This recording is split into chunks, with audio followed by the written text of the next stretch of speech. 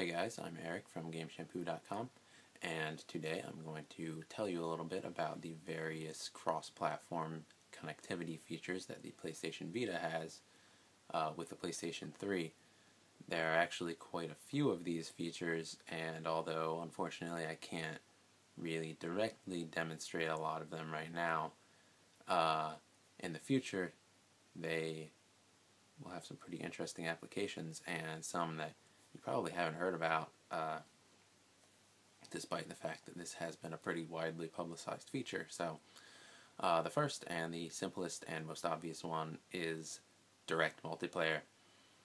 Wipeout 2048 supports direct multiplayer from the PlayStation Vita directly to a PlayStation 3 with Wipeout 2048 installed on it.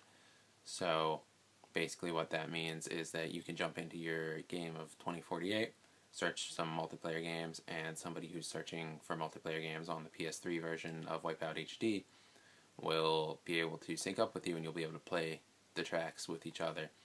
And I'm not going to take the time to get into a game right now. There's a bit of a it's not really like a slow process, but it's not something that I don't really want to get into right now. But I mean, it works smoothly, fast enough, and no complaints there. It definitely works, and there are other games that are taking advantage of this as well.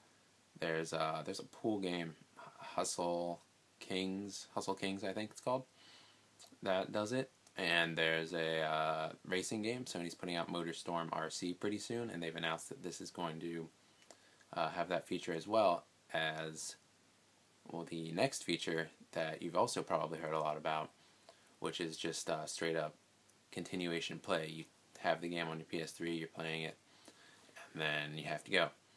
So you pause the game there, you can pick it up right on the Vita, and just keep playing the same game right from where you left off and everything. Sony's been showing this off a lot with the game Ruin, which they've now changed to, like Warriors something. I don't know, look it up on the web browser. But yeah, Sony's been showing it off a lot at their press conferences and stuff like that. And I haven't really been able to test that out. I don't think there are any games that actually do that right now, but it's definitely coming. MotorStorm RC is coming out, I think, in March sometime, so sometime this month, and Ruin shouldn't be too far behind it. And that's a very, very cool, okay, here we go, Warrior's Lair. Ruin now called Warrior's Lair by Sony for some reason. And I think that's a really cool feature, especially with MotorStorm. Sony's announced that they're not going to make you buy the game twice. So you pay you pay the initial price and you have the game for both systems. And I think that's really great.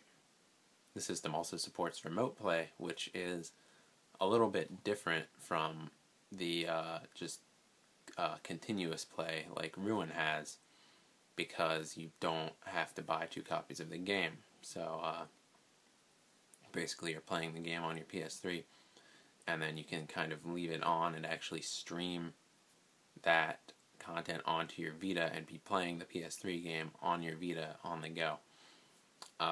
This is kind of a finicky thing.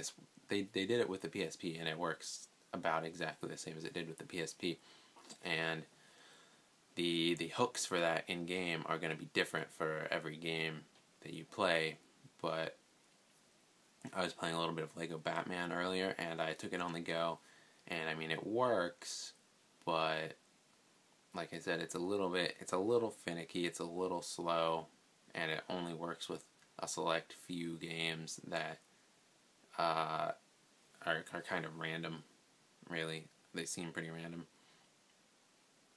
And now there's one more feature of the cross connectivity here that I don't think I've seen publicized really anywhere, and that is the ability to basically use your Vita as a wireless controller for the game. And basically that gives you a controller with a big screen on it, almost Wii U style, and it's touch sensitive. So Marvel vs. Capcom 3 uses this. So if for some reason, you want to play Marvel vs. Capcom 3 on your PS3, but you want to use a Vita as a controller, like say for example you want to do the touch-based inputs that game has, you can perform combos in that game by simply tapping on the screen instead of mashing out buttons. You can do that.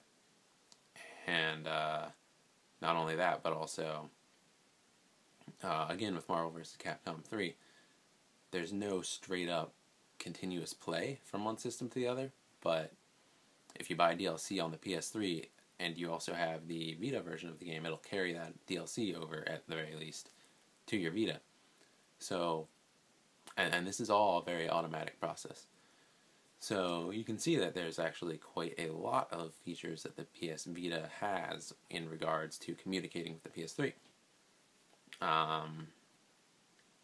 And a lot of features that I can see going really cool places and that you may not have really thought of before.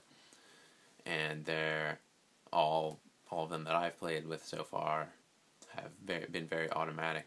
With Wipeout, for example, you're going to go in and play against PS3 players, and you might not even realize that you're playing against PS3 players because it's not like hitting you over the head with the fact or anything. And we'll see how the continuous play works when MotorStorm RC and Warriors Lair come out later on this year. But for now, that's really it. It's more of a future potential kind of thing than something you can pick up right now and jump into. And if you did want to jump into the features that are available for you right now, it's merely a process of just hitting one button in the options menu at most, in regards to Marvel vs. Capcom 3, where you would be using it as a controller. That's just a tick box in the options menu. So thanks for watching. Be sure to like and subscribe for future videos.